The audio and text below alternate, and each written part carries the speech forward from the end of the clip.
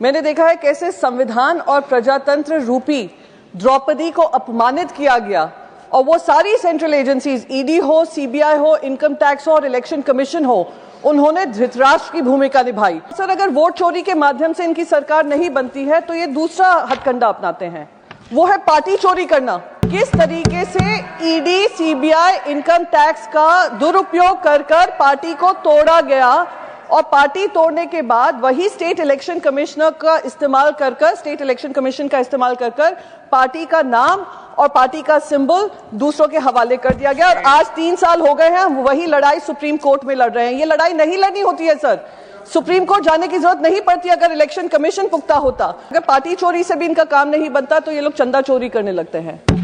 चंदा चोरी इस हद तक करते हैं कि इलेक्ट्रल बॉन्ड्स के माध्यम से पैसा इकट्ठा करते हैं और वो इलेक्ट्रल बॉन्ड्स के माध्यम से क्विड प्रो को होता है।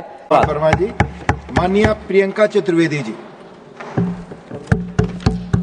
सर, मुझे इस महत्वपूर्ण विषय पर चर्चा करने का समय दिया, उसकी मैं आभारी हूं सर। मैं महाराष्ट्र से आती हूं और महाराष्ट्र में हमने संविधान और इलेक्शन का दुरुपयोग करते हुए देखा है।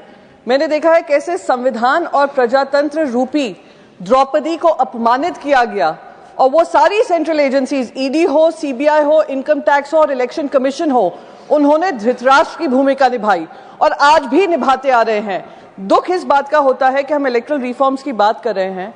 हम उम्मीद कर रहे थे कि ये इलेक्ट्रल रिफॉर्म्स के माध्यम से इलेक्शन कमीशन की अकाउंटेबिलिटी तय हो। महाराष्ट्र में हमने वो स्वरूप देखा जो इलेक्शन कमीशन के ही अस्तित्व पे प्रश्न उठाता है।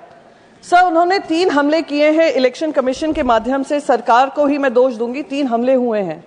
सबसे पहले वोट चोरी की बात तो सभी कर रहे हैं। वोट चोरी महाराष्ट्र में हमने देखी है कैसे लोकसभा से विधानसभा के बीचों बीच करीब 48 लाख नए मतदाता रजिस्टर किए जाते हैं और उनको मतदान करने का समय दिया जाता है।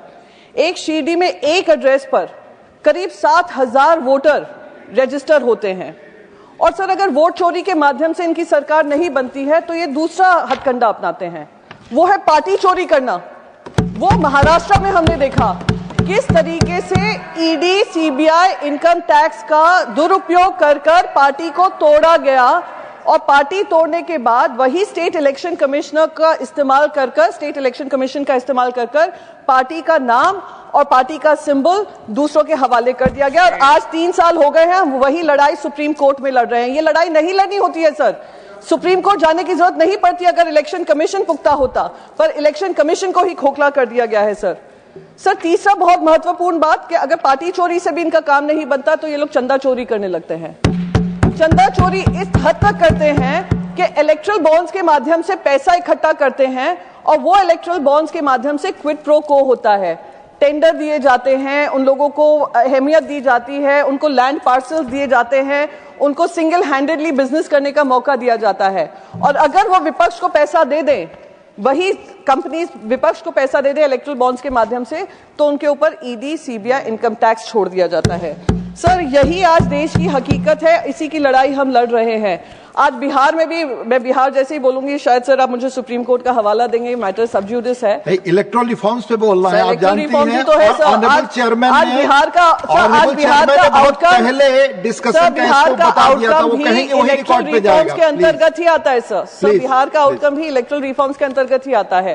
एसआईआर सब जुडिस है, as per rule I can quote it. Sub judice तो हमारी पार्टी का मामला भी था, तो मैंने उसको भी उठाया है, उसमें आपने आपत्ति नहीं जताई। पर क्योंकि नहीं, मैंने पूरा बताया आपको कि माननीय चेयरमैन ने डिस्कशन से पहले ही Priyanka ji scope of discussion बता दिया था। All members are supposed to follow. Please, 3 minute है all members are supposed to follow. Please, हो गया, टाइम हो गया सर, कंक्लूड करिए। तो बस मैं बस यही कहना चाहती हूं सर, समय की मांग है और देश का विश्वास वापस इलेक्शन कमीशन में डालने की जरूरत है।